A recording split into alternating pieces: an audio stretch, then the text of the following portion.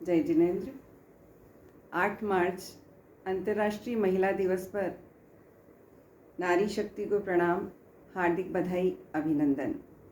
नारी को दुर्गा, लक्ष्मी और सरस्वती का रूप माना गया है। वर्तमान में नारी हर क्षेत्र में अपनी उन्नति के झंडे गाड़ रही है। उसने अपना वर्चस्व बनाया है, बढ़ाया है। लेकिन एक साधारण सी महिला भी कितनी सर्वशक्तिमान है। मैं एक छोटी सी घटना से आपको रूबरू कराना चाहूँगी। बात पुरानी है लेकिन दिल को छूने वाली है। महावीर इंटरनेशनल द्वारा एक नारी शक्ति पर समारोह रखा गया। उसमें कुछ महिलाओं को सम्मानित किया जाना था। उस समारोह का संचालन का कार्य मुझे दिया गया। मैंने एक महिला से पूछा, बहन आपके परिचय में क्या कहूँ? तो उसने कहा, बहन जी मेरे परिचय में ये ज़रूर कहना कि मैंने अपनी तीसरी बेटी को मारना चाहा, उसका कत्ल करना चाहा, लेकिन मैं इस कार्य में असफल रही, विफल हुई। मैंने उनसे कहा, बहन इस तरह से कौन अपना परिचय दे सकता है? वह कहने लगी, दिसंबर और जनवरी का महीना था, कड़ाके की ठंड थी। मैंने अपनी तीसरी बेटी को हॉस्पिटल में जन्म दिया। मेरे पति ने और परिवार वालों ने पहले ही कह दिया था प्रेगनेंसी के दौरान ही कि यदि तुम्हारे तीसरी लड़की हुई तो तुम्हारे घर के दरवाजे बंद हैं और तुम्हें घर में आना है तो उस बच्ची को इस तरह से मारना होगा कि कानों कान भी खबर न लगे। बच्ची हॉस्पिटल में हुई।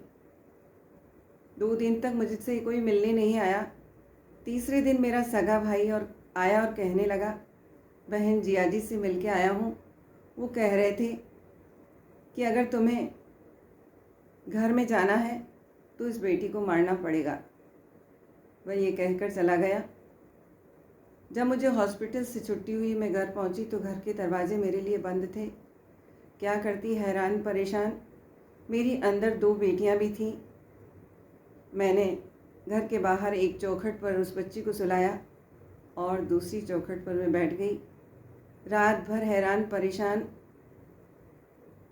सुबह भोर हुई और मैं उस बच्ची के पास पहुंची। सोचा कि वह मर गई होगी और किसी को पता भी नहीं चलेगा। डरती हुई, कांपती हुई उसके पास पहुंची। देखा वह पूरी नीली हो चुकी थी, लेकिन जिंदा थी, सांसें चल रही थी। मैं उसे देखकर रोने लगी। उसे उठाया, छाती से लगाया और कहने लगी, बिटिया मुझे माफ़ कर दो। तुम यदि रात भर अपने जीवन के लिए मौत से लड़ सकती हो तो क्या मैं तुम्हारे लिए अपने पति से नहीं लड़ सकती? ये कहकर उसने उसको उठाया, अपनी दोनों बेटियों को लिया और दूर चली गई और स्वाभिमान से जीती हुई अपने आप को संभाला, बच्चों को संभाला। ये है नारी शक्ति, महिला सशक्तिकरण। भगवान ने महिला को इतनी सर्वशक्तिमान बनाया है,